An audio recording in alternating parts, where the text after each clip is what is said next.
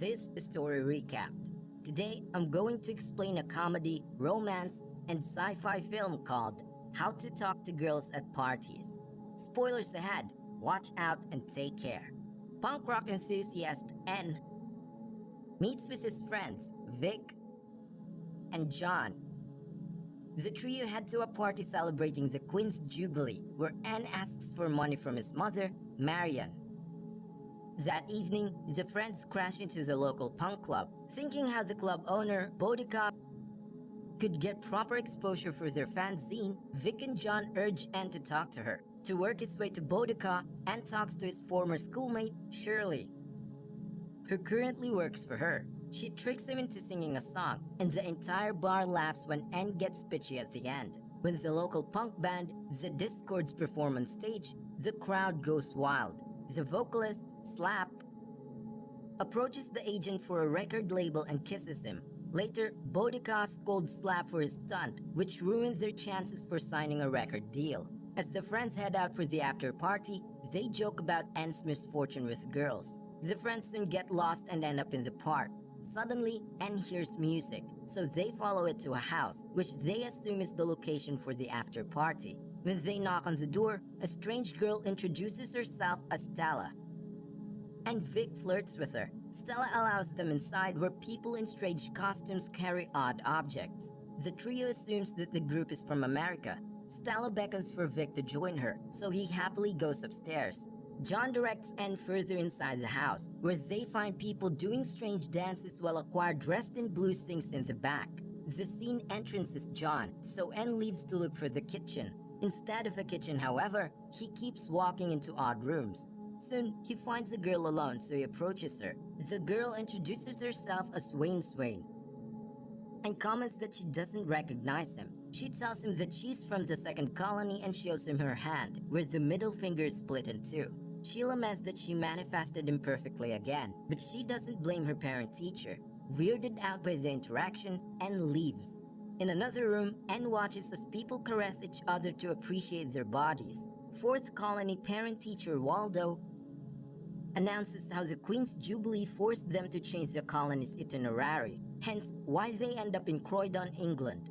Zan complains that their purpose is authentic experiences, yet they behave more like tourists who only observe and consume.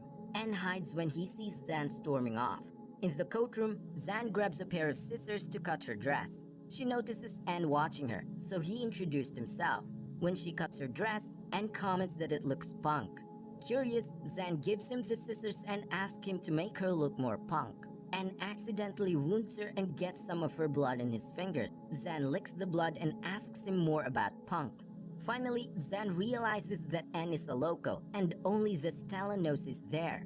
Zan accompanies Enn to the house's kitchen while he tells her how they collect wild tomatoes and sell them to photocopy their fanzines. Zan is stunned by their freedom. Meanwhile, Vic is excited to get intimate with Stella. After he unclothes, Stella caresses his skin, then reaches down to his behind, much to his surprise. He continues odd intimate activities with Stella, but panics as he sees another man joining them out of nowhere. At the same time, John is happily dancing with the others. In the kitchen, Enn offers Zan a beer. Waldo and the fourth colony find her, so Zan defiantly drinks the beer in front of them. Suddenly, Vic jumps in and hurriedly takes his friend away. When the boys are gone, Zan demands her right for a unique experience. Meanwhile, Vic gathers John and pulls his friend out of the house. John is still dazed by his experience, but Enn accuses Vic of doing something wrong, hence why he was in a hurry. Vic shoves him and hurries away with Enn's bike. John chases after Vic while Zan heads out of the house. She tells Enn that she can come with him to do punk. She shares that she has 48 hours of freedom, but she feels that her body's dying. Mistaking it for flirtation, Enn leans closer, but Zan vomits. She smiles, hopeful that her body may still live. Enn takes Zan home and lets her sleep on the couch. He finds his mother asleep with the TV still on, so he turns it off and puts away her liquor bottle. Enn spends the rest of the evening drawing. Enn dreams about the specimen that attempts to puncture a glowing orb. When he wakes up, he finds Zan in his old treehouse, wearing his clothes. Enn compliments her ring, and Zan tells him that it's a symbol of their colony. He shares that their fanzine is called Viris, and he created a character called Viris Boy who infects others to fight against conformity. He believes that if they're free, they'll stop being told what to do and what to consume, and shares that everyone's DNA has a remnant of every virus that has infected humans. Thus, adapting to survive the virus has turned bacteria into human beings. Zan knows that she'd been a bacterium but has never met a virus. Suddenly, Enn kisses her, and she kisses him back. They then return to the house when Marion walks in. When Enn tells her that Zan is American, his mother happily recounts how she was once a foot model who became a stand-in for a Hollywood actress. She plays the tape on the radio and dances to the music. Amused, Zan joins Marion in dancing. Though Enn is embarrassed by his mother, he's drawn to Zan further. Later, Marion shares that she thinks Zan is adorable. She casually adds that everyone needs someone, leading Enn to realize that his mother is dating a man he dislikes. They then argue about Enn's father, who wasn't nice to Marion but was good to his son. Enn blames Marion's nagging for driving his father into leaving them. After the argument, Marion walks in on Zan in the bathroom, then hurriedly excuses herself. Before closing the door, however, Marion stops and speaks in Waldo's voice. Waldo reminds her that Zan's journey isn't just about her, but Zan argues that she's nourishing her body with raw data to enrich their progress. When Enn enters the room, Waldo releases Marion, who leaves the bathroom. The two then spend the day eating and playing around. Enn shows her the wild tomatoes they often gather, and they happily eat them. Enn shares that his father was a jazz musician, but he didn't want to record his music and be a sellout. Enn admires how his father never settled for anything, but Zan thinks it's why he left their family, silencing Enn. She comforts him by putting her ring on a string for Enn to wear as a necklace, then kissing him.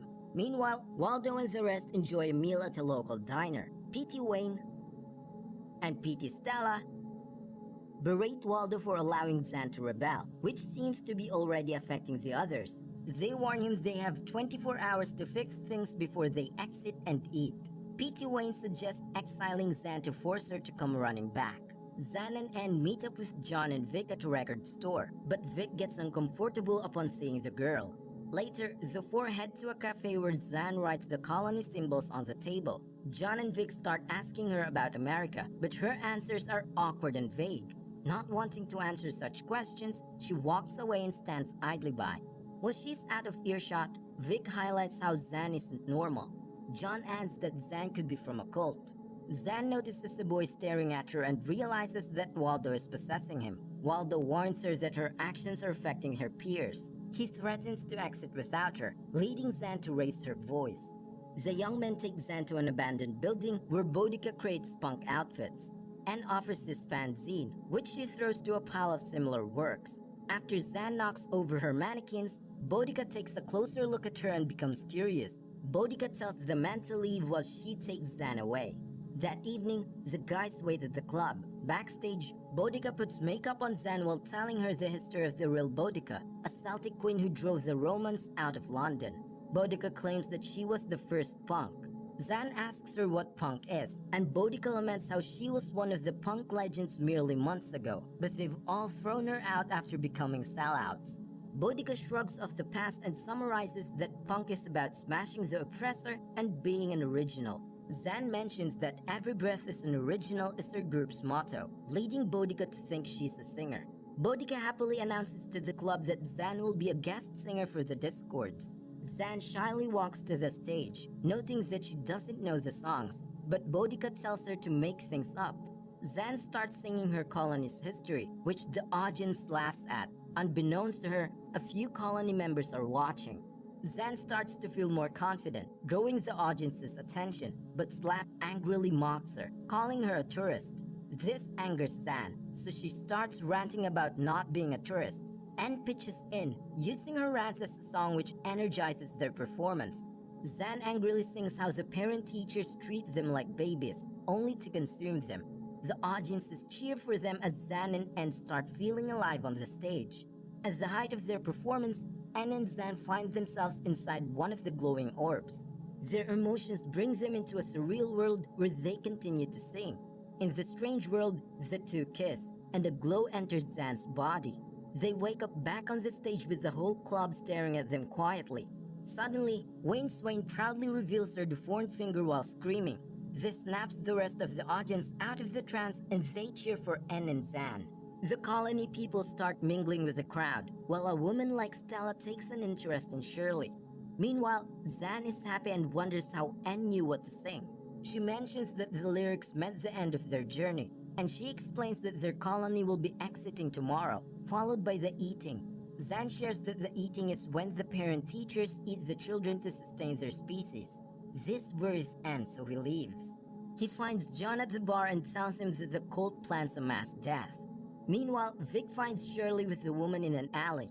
While performing the same ritual that they did to him, Vic watches as another body morphs out of the other woman. Wayne Swain and the fourth colony member pull Zan away and compliment her singing. However, the parent teachers arrive to stop the party. Waldo warns Zan that she'll be exiled, but she stresses that she feels alive. Enn pulls Waldo from her, but Zan screams for everyone to leave everyone alone. She then rushes back to the club and starts to go wild. The crowd cheers for her, but this leaves Enn disheartened. While kissing Slap, Zan vomits and starts to feel sick. She searches for Enn but is cornered by PT First. PT First looks into her eyes and congratulates her for bearing children. Enn returns home and throws away Zan's necklace. When he sleeps, he dreams about the symbol of the ring and the colony's house. He sees the parent teachers quarreling about Zan's children. Meanwhile, the woman who got intimate with Shirley is devoured by her own creation. The others scream in fear upon witnessing this. Enn sees Zan amongst her colony asking for his help. In the morning, Enn wakes up and finds Zan's ring burning in his trash can. He sees that only a new green orb is left from the ring. Enn discusses the situation with his friends, who promise to help him save Zan. He goes to Boudica for backup, but she laughs at his claims that Zan is part of a cannibalistic cult. When Enn stresses that Zan looked up to her as a mother, Boudica starts to reconsider. At the house, Waldo warns Zan that being a parent is difficult, but she still wants to stay. He stresses that her children may not be safe to be born on this planet. He tells her that their people are producing fewer offspring, but her pregnancy is a sign that there is another way to continue their species. Waldo assures her that he has a plan, but they must play along with what the other parent teachers intend to do. Suddenly, the doorbell rings. John and Shirley pretend to be inspectors and demand to check the house for asbestos. When they're refused, Shirley punches P.T. Wayne, and Boudica's punk audience raids the house.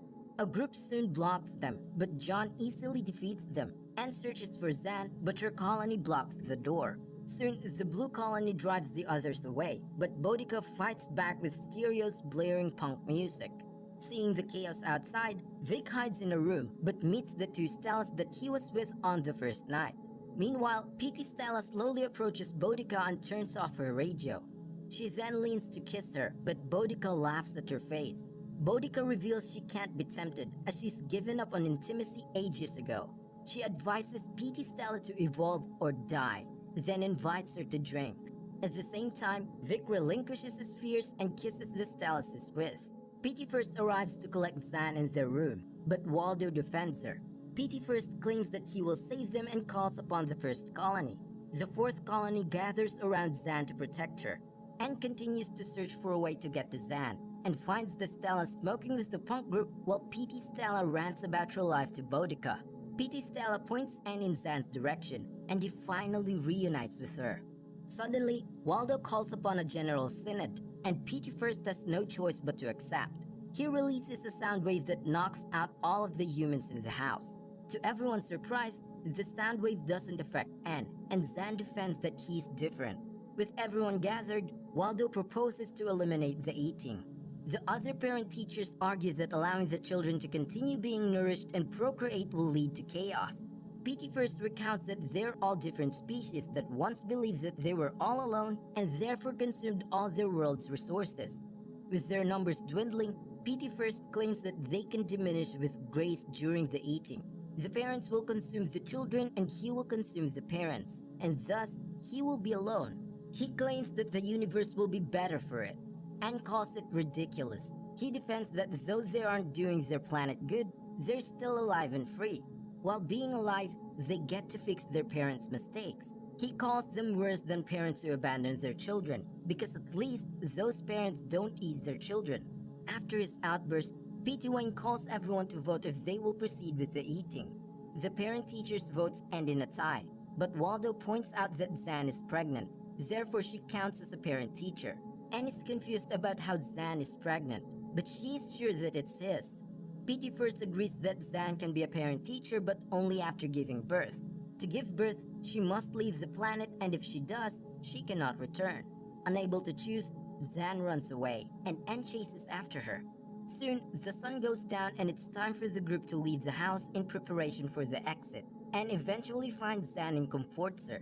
Zan cries, hoping not to leave the world. Enn asks her to stay, promising her that he'll be the father. But Zan stresses that their children may not survive being born there. If she doesn't leave, however, her siblings will die. To help her decide, Zan confirms that the 6 colonies are from different planets, representing different ideals. However, Enn shows that her ring has changed, creating a new colony that symbolizes love. Soon, the colonies stand at the edge of the building, ready to leave. They then leap off, and Zan senses them and follows, but Enn pulls her back to safety. Zan gives him the green orb and tells him she loves him before leaping off. When Enn looks back, Zan has disappeared and returned to her planet. Years later, fans gather for a book signing of Enn's comic book, Veer's Boy in the Colony. A group of young adults gathers and claims they will share one copy of his book.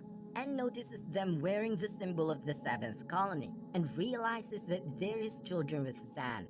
His children tell him that they want to stay and start a band. Enn cries as he reunites with a part of Zan. Subscribe to watch more videos like this. Turn on notifications. And leave a like, it really helps the channel out. Thank you for watching.